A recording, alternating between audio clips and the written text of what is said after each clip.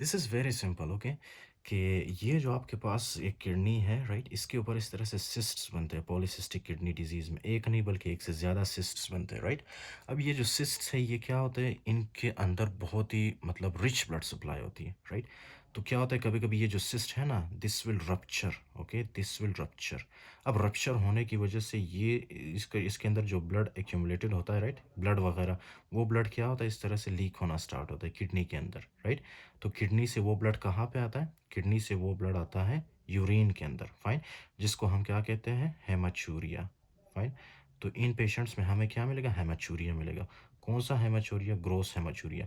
Gross haematuria का क्या मतलब है इसका मतलब है कि इस हेमाचूरिया को या ब्लड को हम अपनी आंखों से देख सकते हैं राइट यूरिन के अंदर right that is called as the gross haematuria. क्यों बनता है मोस्टली रप्चर होने की वजह से जब ये सिस्ट रप्चर होता है या इसके अंदर कोई इन्फेक्शन होता है राइट हेमोरेज होता है इसमें। अच्छा जी। तो ये आ गया हमारे पास एक क्लिनिकल फीचर जो कि पेशेंट प्रेजेंट करेगा आपके पास ग्रोस हेमाचूरिया के साथ। नेक्स्ट कौन सा क्लिनिकल फीचर है नेक्स्ट है आपके पास आपको पता है आपकी किडनी के ऊपर इस तरह से ऑब्वियसली एक लेयर होती है राइट लेयर होती है। फिर इस लेयर के अंदर आपके पास क्या होता है नर्व होते हैं राइट नर्व्स होते हैं। फिर क्या है कि ये जब सिस्ट इस तरह से बड़ा होता है ना इनलार्ज होता है तो ये क्या करता है यहाँ पे जो नर्व्स होते हैं नर्व्स को कंप्रेस करता है जिसकी वजह से ये नर्व स्टिमुलेट होते हैं राइट। नर्व जब स्टिमुलेट होंगे तो क्या होगा पेशेंट को होगा पेन ओके। स्पेशली कौन सा pain flank pain FLANK flank pain right. For example this is your body right this is your body. यहाँ पे फॉर एग्जांपल यहाँ पे आपके हैं किडनीज राइट। किडनीज वाले एरिया में बैक की तरफ आपको क्या होगा पेन होगा that is called as the flank pain okay. Including that यहाँ पे जब आप पैल्पेट करोगे आपको एक एब्डोमिनल मैस फील होगा right abdominal mass palpebral mess sorry abdominal नहीं पल्पेबल मैस जो कि आपके बैक पे होता है राइट पल्पेबल मैस फील होता है आपको fine okay. So these are the clinical features लेकिन आपने क्या करना है ये जो ग्रोस हेमाचूरिया होता है राइट यूरिन के अंदर इसको आपने कैसे करना है आपने यूरिन एनालिसिस करते हो आप ओके। यूरिन एनालिसिस करते हो। यूरिन एनालिसिस में क्या है कि आपको रेड ब्लड सेल कास्ट नहीं मिलता ओके। रेड ब्लड सेल्स मिलते हैं लेकिन रेड ब्लड सेल कास्ट नहीं मिलता राइट। अगर रेड ब्लड सेल कास्ट नहीं मिला तो इसका मतलब है कि ये ग्लोमेरुलोनेफ्राइटिस नहीं है राइट। उस इस तरह से आप रूल आउट करते हो। इसी तरह से आपको इन्फेक्शन भी नहीं मिलता राइट इन्फेक्शन नहीं मिलता इन्फेक्शन जब नहीं मिलेगा तो आप इसको रूल आउट करोगे राइट कि ये पाइलोनेफ्राइटिस वाला पेन नहीं है ओके फाइन। तो ये कुछ डिफरेंशिएटिंग फीचर्स है उसके अलावा let me tell you about the complications of this specially कि autosomal dominant polycystic kidney disease में कॉम्प्लिकेशंस कौन सी होती है right. You need to remember कि ये हमारा है फॉर एग्जांपल नॉर्मल किडनी का डायग्राम। ये नॉर्मल किडनी का डायग्राम है ओके फाइन। अच्छा जी। अब क्या है कि यहाँ पे इस तरह से एक सिस्ट बन गया है यहाँ पे एक फॉर एग्जांपल सिस्ट बन गया राइट। यहाँ से एक सिस्ट बन गया इस तरह से। अब ये जो सिस्ट है ये क्या करता है लिसन वेरी केयरफुली ये आपके आ रहे यहाँ से blood vessels afferent arteriole efferent arteriole आपको पता है ना राइट। तो ये क्या करते हैं ये जो ब्लड वेसल यहाँ से ब्लड लाता है हमारे पास ऑक्सीजनेटेड फ्रेश ब्लड राइट। ये क्या करता है इस ल्यूमन को कंप्रेस करता है जिसकी वजह से रिनल ब्लड फ्लो कम होगी राइट। मतलब किडनीज के अंदर ब्लड कम पहुँचेगी।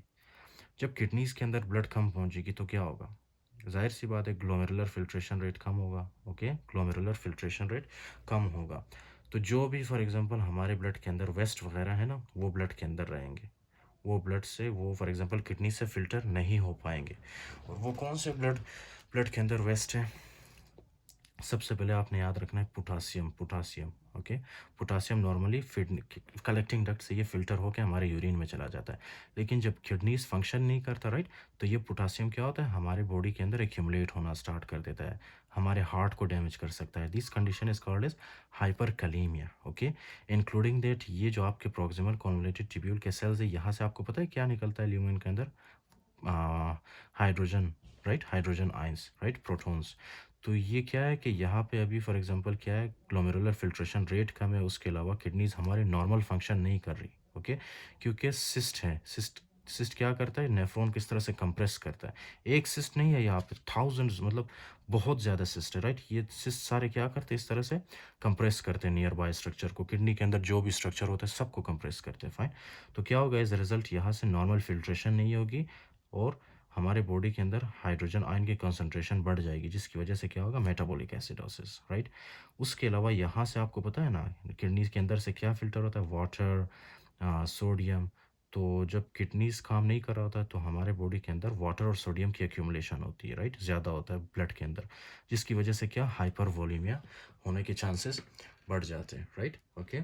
अच्छा जी, इंक्लूडिंग दैट ये जो हमारी किडनीज है ये हमारे क्या है कि ब्लड यूरिया नाइट्रोजन को क्या करता है, यूरिया को हमारे बॉडी से बाहर निकालता है, फाइन। उसके साथ क्रिएटिनिन को भी बाहर निकालता है, राइट। तो जब ये किडनीज प्रॉपर फंक्शन नहीं कर रही होती तो क्या होता है, नाइट यूरिया बढ़ जाता है और क्रिएटिनिन दोनों बढ़ जाते हैं हमारे ब्लड के अंदर, राइट। और इस केस को हम नॉर्मली एजोटीमिया कहते हैं, लेकिन जब ये यूरिया और क्रिएटिनिन हमारे ऑर्गन्स को डैमेज करना स्टार्ट कर दे तो उसको हम कहेंगे यूरीमिया, राइट।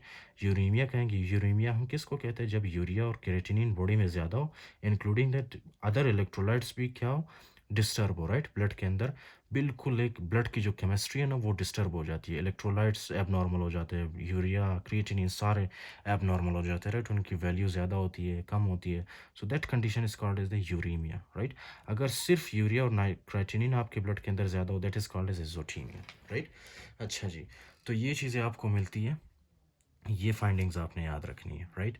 उसके अलावा आपको पता है ये जब क्या होता है, यहाँ पे सिस्ट इस वेसल को कंप्रेस कर रहा होता है, राइट, एफरेंट आर्टेरियल को, तो क्या होगा, रेनल ब्लड फ्लो कम होगा। यहाँ पे जब रेनल ब्लड फ्लो कम होगा तो ग्लोमेरुलर फिल्ट्रेशन रेट कम होगा इसकी वजह से, फाइन। ये फॉर एग्जांपल मैं आपके लिए यहाँ पे ड्रॉ करता हूँ तो आपको सही से समझ आए। दिस इज़ दी, अच्छा, ये आपके पास है ब्लड, राइट। ब्लड क्यों कम हो, क्योंकि यहाँ पे एक सिस्ट बना है, राइट। तो यहाँ से ब्लड फ्लो कम होती है, ब्लड फ्लो कम होने की वजह से ग्लोमेरुलर फिल्ट्रेशन रेट कम होता है, राइट, जीएफआर कम होता है। तो जब जीएफआर कम होता है तो यहाँ से मैक्युलर डेंसर सेल्स पता है क्या रिलीज करते हैं, रेनिन रिलीज करते हैं, फाइन। अब ये जो रेनिन है ये क्या होता है, रेनिन डिफरेंट स्टेप्स के थ्रू होते हुए ये किस में कन्वर्ट होता है, एंजियोटेंसिन 2 में, राइट, एंजियोटेंसिन 2 में। मतलब इसको क्या कहते हैं, इसको रास मैकेनिज्म कहते हैं, which I explained in the physiology, right. अच्छा जी, now you need to see this. अच्छा, ये जो एंजियोटेंसिन 2 है ये क्या करता है हमारे बॉडी के अंदर, लिसन वेरी केयरफुली, ओके। ये एंजियोटेंसिन 2 जाता है सबसे पहले, यहाँ पे एक ग्लैंड होता है जिसको पोस्टीरियर पिट्यूटरी ग्लैंड कहते हैं। पोस्टीरियर पिट्यूटरी ग्लैंड को स्टिमुलेट करता है और पोस्टीरियर पिट्यूटरी ग्लैंड से आपको पता है क्या निकलता है, एंटी डायूरेटिक हार्मोन। उसके अलावा ये जो एंजियोटेंसिन 2 है ये क्या करता है, ये आपके जो फॉर एग्जांपल ब्लड वेसल्स होते हैं, यहाँ पे इस तरह से ब्लड वेसल्स होते हैं, ब्लड वेसल्स के ऊपर इस तरह से एंजियोटेंसिन 2 के रिसेप्टर्स होते हैं, तो ये आके इन ब्लड वेसल्स के साथ, इन रिसेप्टर्स के साथ चिपक जाता है, राइट। चिपकने के बाद ये एंजियोटेंसिन 2 क्या करता है, ये वेसल्स की कॉन्स्ट्रिक्शन करता है, कॉन्स्ट्रिक्शन, कॉन्स्ट्रिक्शन, राइट। उसके अलावा ये एंजियोटेंसिन 2 तीसरे नंबर पे क्या करता है, ये जो है आपके किडनीज के ऊपर आपको पता है इस तरह से ग्लैंड्स होते हैं ट्रायंगुलर, जिसको कहते हैं एड्रिनल ग्लैंड। एड्रिनल ग्लैंड को स्टिमुलेट करता है और एड्रिनल ग्लैंड रिलीज करता है एंटी डायूरेटिक हार्मोन, राइट। अब ये एक तो कॉन्स्ट्रिक्शन हुआ है, कॉन्स्ट्रिक्शन की वजह से क्या होता है, ब्लड प्रेशर इंक्रीज होता है आपका, फाइन। दूसरा एंटी डायूरेटिक हार्मोन और एडीएच है आपके पास, राइट। तो ये एंटी डायूरेटिक हार्मोन और एडीएच आपको पता है क्या करता है, ये आपके नेफ्रॉन से जो है ना, जितना भी वाटर होता है इसके ल्यूमन के अंदर, राइट, नेफ्रॉन के ल्यूमन के अंदर H2O जो होता है वो क्या करते हैं, एंटी डायूरेटिक हार्मोन उस वाटर को रीअब्जॉर्ब करता है, यूरिन में जाने नहीं देता, फाइन। जिसकी वजह से बॉडी के अंदर ब्लड कॉन्सेंट्रेशन या ब्लड के अंदर फ्लूइड और ज़्यादा होगी, राइट। तो एट द एंड क्या होगा, ब्लड वॉल्यूम जब ज़्यादा होगा तो आपका ब्लड प्रेशर मज़ीद सीवियर होगा, ओके।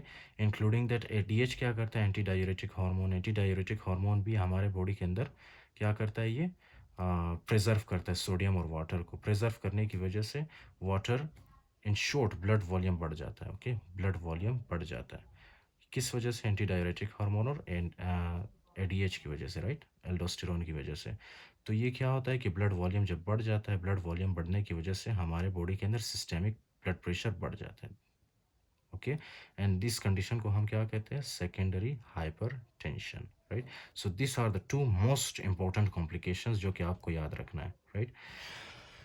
इस कंडीशन को हम क्या कहते हैं, ये जब सारा कुछ इंक्रीज होता है इसको हम कहते हैं क्रॉनिक किडनी डिसीज, राइट। ये पहला कॉम्प्लिकेशन है। दूसरा कॉम्प्लिकेशन है इसका सेकेंडरी हाइपरटेंशन, फाइन।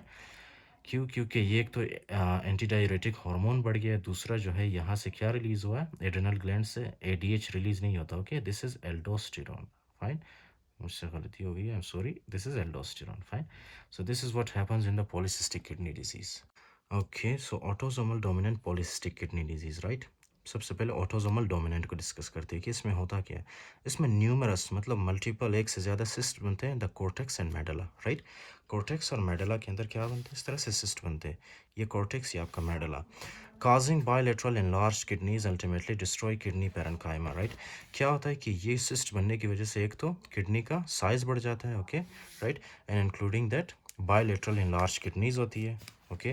और वो क्या करता है एट द एंड, ये जो रिनल का पेरेंकाइमा है ना, रिनल का पेरेंकाइमा का मतलब है जो रिनल के फंक्शनल सेल्स है, जो नेफ्रॉन है, नेफ्रॉन को क्या करता है, डैमेज करता है, डिस्ट्रॉय करता है।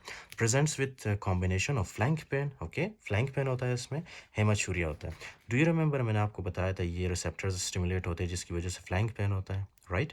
Including that the next one is the haematuria.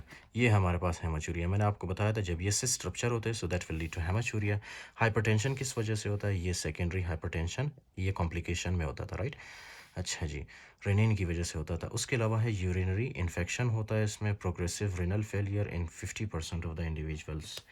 Mutation in genes encoding polycystin proteins PKD1 85% cases, right. Polycystic PKD1 ये, राइट, PKD1, इसमें क्या होता है, PKD1 म्यूटेट होता है और ये 85% ऑफ द केसेस में होता है। और वो किस क्रोमोसोम पे प्रेजेंट होता है, क्रोमोसोम नंबर 16 पे। सो और PKD2 in 15% of the cases, PKD2 का भी कभी कभी म्यूटेशन होता है 15% ऑफ द केसेस में, राइट, ओके, जिसकी वजह से ये होता है। ऑन क्रोमोसोम नंबर 4, ये किस क्रोमोसोम पे होता है, PKD2 क्रोमोसोम नंबर 4 पे, right. Complications include chronic kidney disease, ये क्रोनिक किडनी डिजीज़ होता है जिसकी वजह से hyperkalemia, metabolic acidosis, hypervolemia, blood urea nitrogen uremia होता है, right. Kidney disease and hypertension भी होता है इससे, राइट। हाइपरटेंशन यहाँ पे मैंने बताया था आपको, यहाँ पे, ओके, हाइपरटेंशन। सो उसके अलावा क्या है, caused by increase renin production, आपको बताया था ना मैंने, ये रेनिन है, रेनिन की वजह से होता है ये।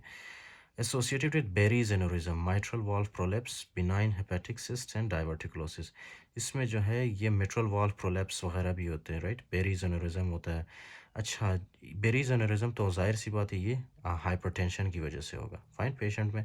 उसके अलावा मिट्रल वाल्व प्रोलेप्स क्यों होता है, क्योंकि आपके ब्लड के अंदर, आपको पता है, वहाँ पे कोडा टेंडेने होता है जो कि क्या करता है, माइट्रल वाल्व को सपोर्ट करता है, राइट। तो कोडा टेंडेने किस चीज़ से बनता है, कनेक्टिव टिश्यू से, राइट। और पॉलीसिस्टिक किडनी डिजीज़ में जब ये जीन्स म्यूटेट होते हैं ना, तो ये सही से कनेक्टिव टिश्यू भी नहीं बनाते, राइट। जब सही कनेक्टिव टिश्यू नहीं बनेंगे, प्रॉपर कनेक्टिव टिश्यू, तो कोडा टेंडेने वीक होगा। कोडा टेंडेने वीक होने की वजह से कोडा टेंडेने रप्चर हो सकता है जिसकी वजह से मिट्रल वाल्व प्रोलैप्स हो सकता है, फाइन। और ये मैं आपको कार्डियोलॉजी में डिटेल में पढ़ाऊंगा, अभी सिर्फ मैंने आपको ओवरव्यू दिया है। Next is benign hepatic cyst, ये तो आपको पता ही है, बिनाइन हेपेटिक सिस्ट बनता है इसमें। उसके अलावा डाइवर्टिकुलोसिस, ओके, ये चीज़ें बनती हैं। उसके बाद है ट्रीटमेंट, ट्रीटमेंट में आप क्या करते हो, इफ़ हाइपरटेंशन और proteinuria are present, then in that case you will give S inhibitors, okay, S inhibitors या एंजियोटेंसिन रिसेप्टर ब्लॉकर्स, ओके।